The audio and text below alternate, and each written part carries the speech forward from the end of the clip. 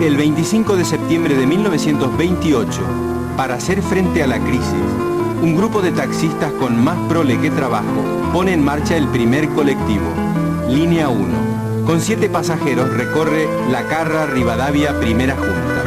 El boleto 20 centavos, 10 más que el tranvía.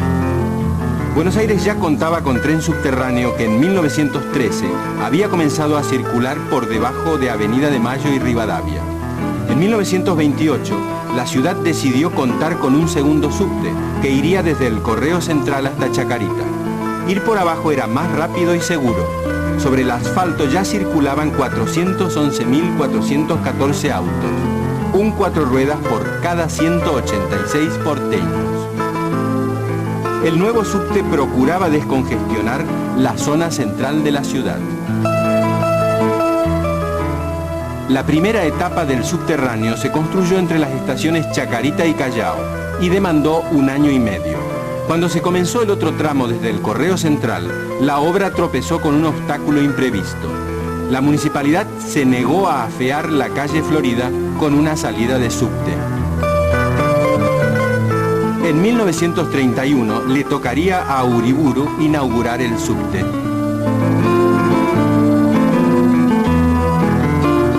En la estación Agüero, hoy Carlos Gardel, se hizo un desvío que llegaba hasta los subsuelos del mercado de Abasto.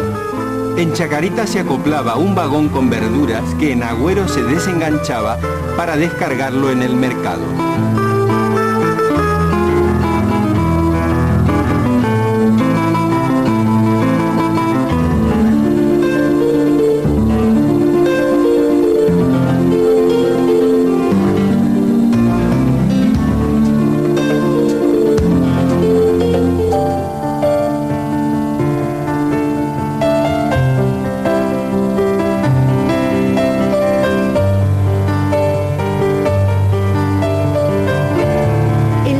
Febrero de 1924, el estreno de Rhapsody in Blue de George Gershwin sorprendió al público del Aeolian Hall de Nueva York. Gershwin, a los 25 años, ya era conocido como compositor de canciones, pero aspiraba a ser admitido en los círculos de la llamada música culta. Cuando recibió el encargo de escribir algo de jazz, sintió que le llegaba la oportunidad. En su Rhapsody in Blue unió elementos de jazz con formas compositivas de la música europea. Así nació el jazz sinfónico. El entusiasmo del público convirtió a Gershwin en uno de los compositores más populares del siglo. El jazz, sin romper con sus raíces negras del sur norteamericano, se estableció en Chicago. Compositores blancos incursionaron en ese nuevo universo musical. La libertad interpretativa y el margen amplio para la improvisación difundieron al jazz en todo el mundo. Entre los grandes músicos de Chicago figuró pronto el trompetista Louis Armstrong. Su extraordinario talento lo convirtió en todo un modelo para muchos intérpretes.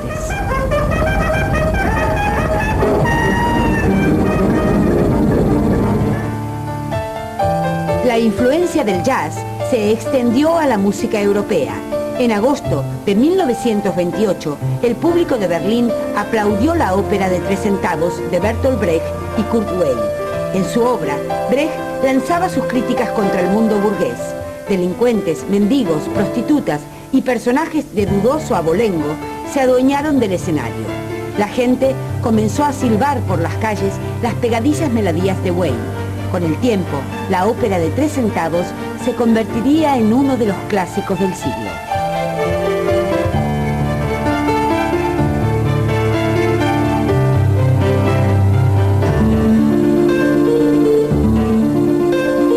Hermann Hesse publica su novela El lobo estepario. Se establece la primera línea aérea transoceánica entre París y Buenos Aires. Se levanta en Palermo el monumento a los españoles. Se presenta en público el nuevo método anticonceptivo Ogenonaus.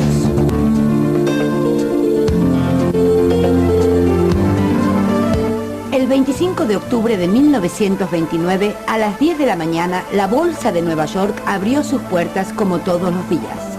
Una hora más tarde, sin embargo, se vio que ese día sería distinto. Tanto que aún hoy se lo recuerda como el Jueves Negro.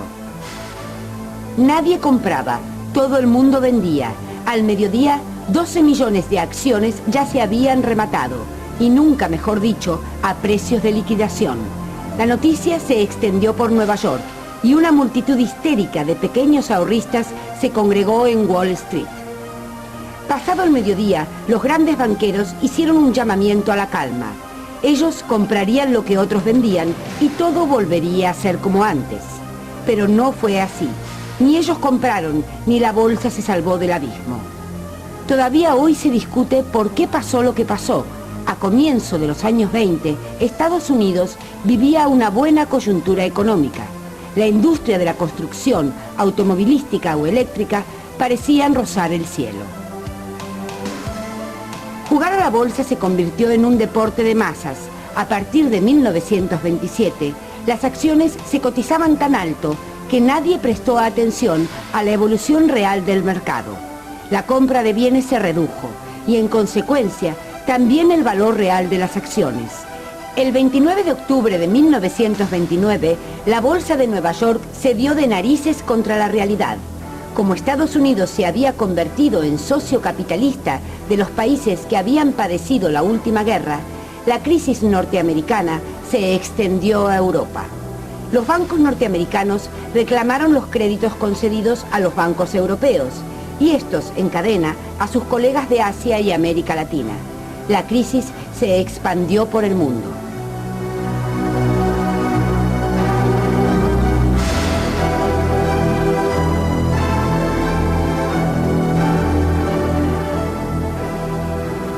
Más de 30 millones de personas se quedaron sin trabajo.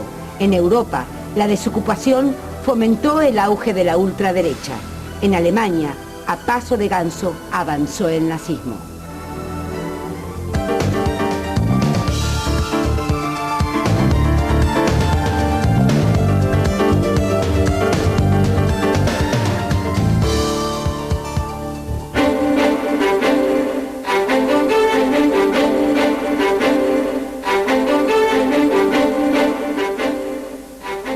El 17 de julio de 1921, el canadiense Frederick Grant Banting y su asistente Charles Herbert Best aislaron por primera vez la hormona pancreática insulina y despejaron el horizonte de los enfermos de diabetes.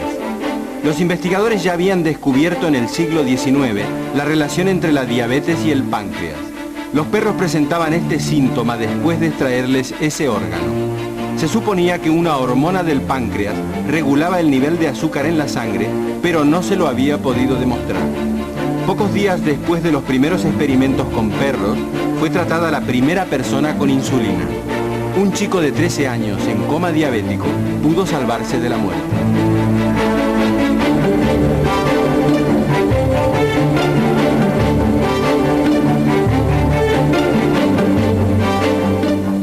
En 1922, Irigoyen creó yacimientos petrolíferos fiscales.